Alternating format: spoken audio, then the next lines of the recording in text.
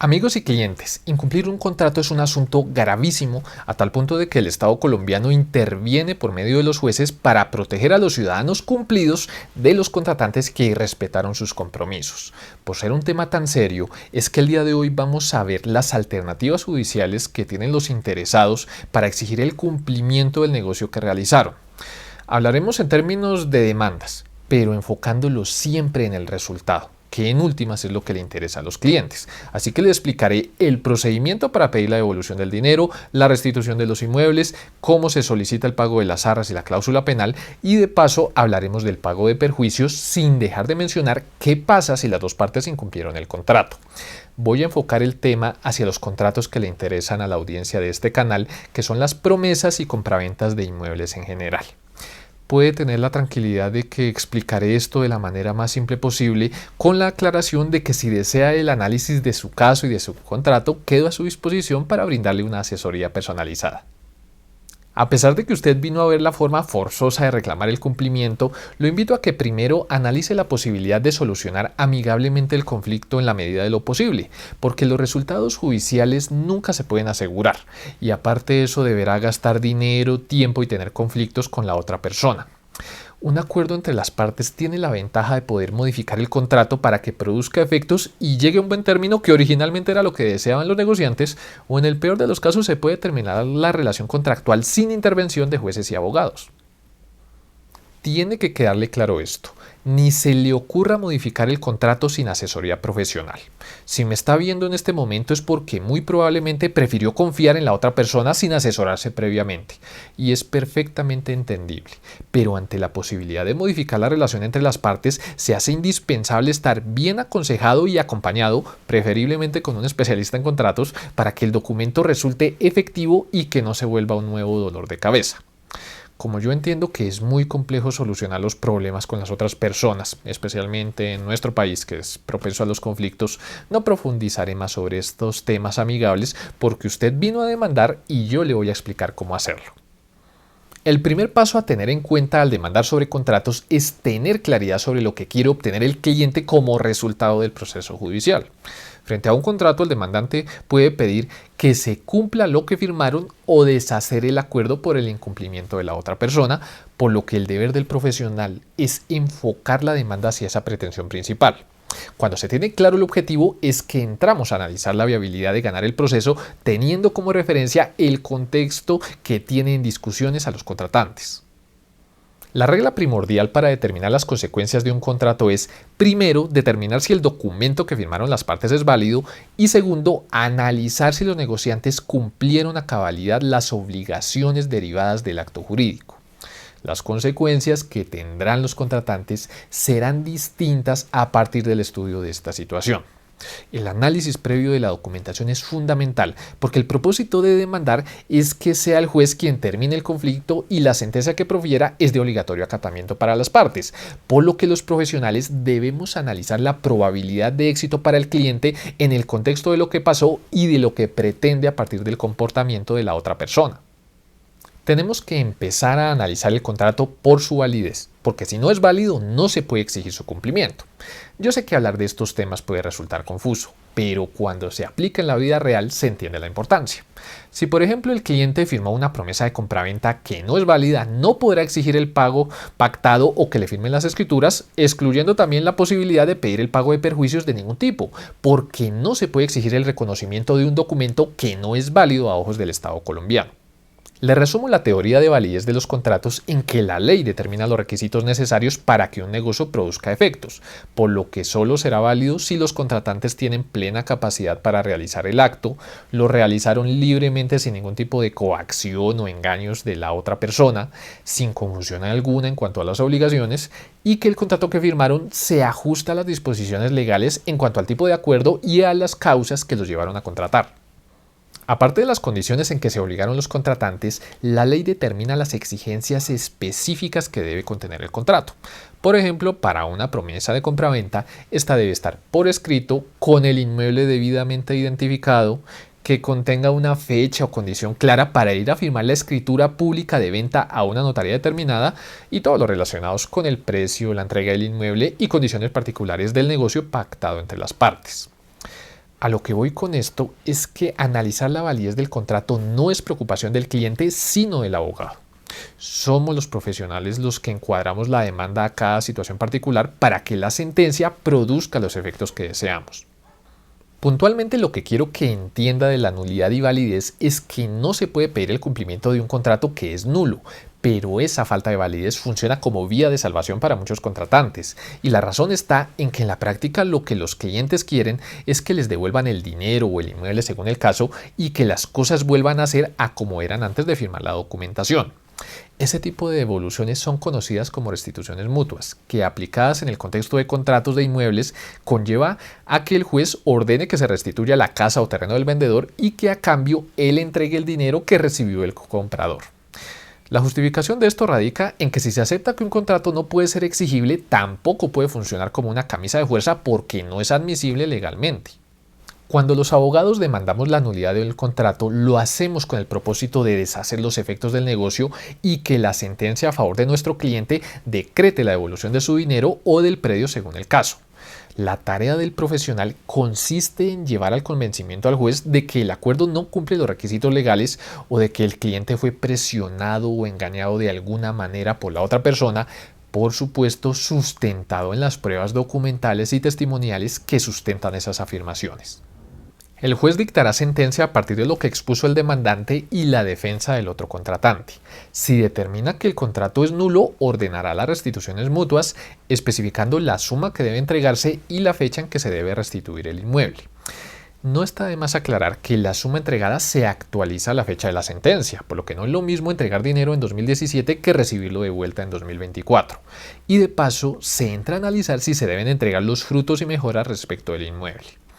Tenga siempre presente que la sentencia es el documento que habilita a hacer las reclamaciones forzosas en caso de que los contratantes no acaten las decisiones tomadas en juzgados. Tenía que dejar claro el tema de las reclamaciones judiciales a partir de la validez del contrato para ahora sí hablar de las acciones que se presentan por el incumplimiento del agente. Existen dos tipos de demandas que se pueden presentar ante esta situación. La demanda por cumplimiento, que pretende exigir de la persona incumplida que respete las obligaciones a las que se comprometió, o la resolución del contrato, que trae como consecuencia la terminación con las restituciones y el pago de perjuicios correspondientes. En este tipo de demandas, la obligación del contratante es convencer al juez, primero, de que el contrato es válido tal y como lo hablamos al inicio. Segundo, de que el demandado incumplió total o parcialmente la obligación que asumió. Y tercero, si el demandante pide el cumplimiento, que demuestre que sí ejecutó las obligaciones que le correspondían según lo pactado en el negocio. Estas demandas no siempre son sencillas de ganar debido a que muchas veces el contrato que firmaron las partes no es válido o porque el demandante no cumplió lo que le correspondía según lo estipulado. No quiero complicar la explicación y le voy a resumir el trámite de las demandas de la siguiente manera. Si usted pide el cumplimiento del contrato, debe haber cumplido su parte sin importar lo que haya hecho el demandado.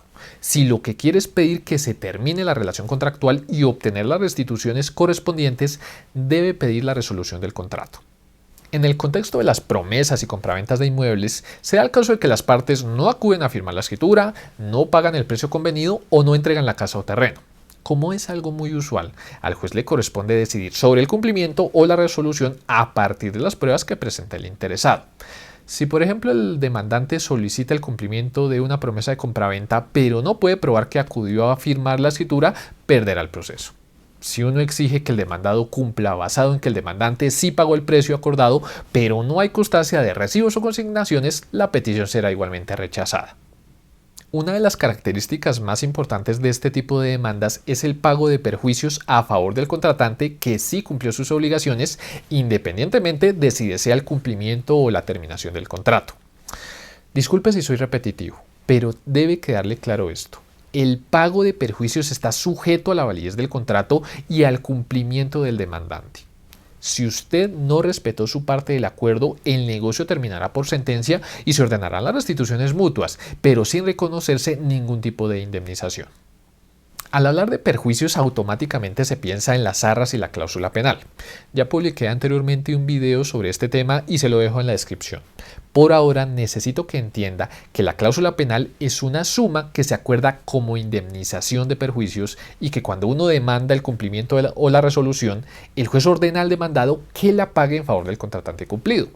Por su parte, las arras son el dinero que se entrega como forma anticipada para desistir del contrato en caso de arrepentirse de continuar con el negocio. En ciertos casos, el juez estima la suma entregada de arras como parte de las compensaciones en el contexto de la resolución. De ahora en adelante debe tener en cuenta la importancia de estas cláusulas con la intención de determinar cuál es más conveniente según su caso particular. En lo personal, prefiero el concepto de cláusula penal porque le quita la presión a los contratantes de tener que probar los perjuicios que le ocasionó el incumplimiento y pone al juez en la situación de ordenar el pago de la suma pactada, siempre y cuando el demandante haya cumplido su parte del contrato tal y como lo hemos venido discutiendo. Nos llegó el momento de hablar de una situación bastante usual en los contratos y es que ambas partes incumplan sus obligaciones. A usted le sonará el caso de que ninguna de las dos personas acude a firmar la escritura de compraventa o cuando no se entrega el dinero completo pero tampoco el inmueble. Si me ha entendido bien hasta el momento, ya tendrá claro que si uno no cumplió lo que le correspondía, no puede solicitar el cumplimiento de lo acordado y tampoco se puede discutir sobre el pago de perjuicios. Algo que he visto mucho en este tipo de litigios es que se equiparan las infracciones de los negociantes a pesar de no ser de la misma gravedad, lo que impide solicitar indemnizaciones que en perspectiva puede resultar injusto. En la práctica muchas veces es indiferente esta cuestión, porque la gente lo único que busca es la restitución del dinero o el inmueble, y ante el mutuo incumplimiento, la obligación del juez será volver la situación a como era antes de firmar el contrato.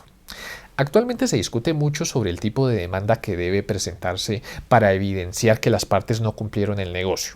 Para no hacer compleja la explicación, el abogado es quien debe establecer la validez del contrato y el comportamiento de los contratantes para encuadrar los hechos a un tipo de demanda particular en que el resultado sea lo más cercano posible al deseado por el cliente. No puedo dejar de mencionar en este video los alcances prácticos que tienen en la vida real las decisiones de los juzgados. Para conflictos contractuales, el juez ordena la devolución de los predios en una fecha determinada.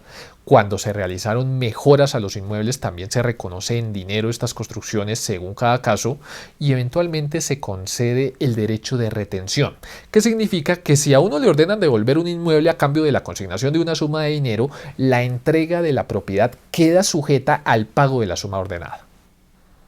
Cuando un juez dicta sentencia no se podrá volver a discutir sobre el mismo pleito, es lo que se conoce como cosa juzgada.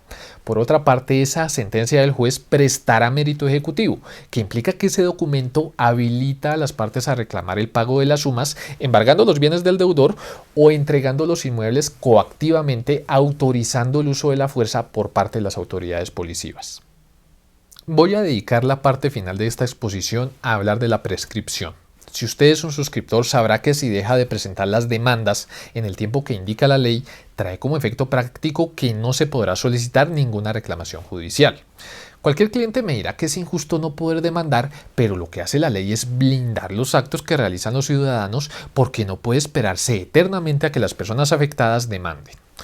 Una forma más dura de expresarlo es que el demandante dejó pasar años enteros sin reclamar nada, entonces tampoco es que tuviera mucho afán o necesidad de recibir justicia. Estas acciones judiciales que vimos hoy tienen tiempos distintos de prescripción, criterios particulares para empezar a contar el tiempo y situaciones que suspenden o reinician ese conteo. Prefiero no profundizar en temas teóricos para no complicar la explicación, pero sobre todo para que los clientes eviten confiarse y mejor presenten las demandas que correspondan según lo que determine el profesional que lo represente. En la práctica no importa si un contrato es válido o no, o si se incumplió o no, porque va a terminar siendo definitivo si usted dejó pasar el tiempo sin demandar la situación que tiene actualmente.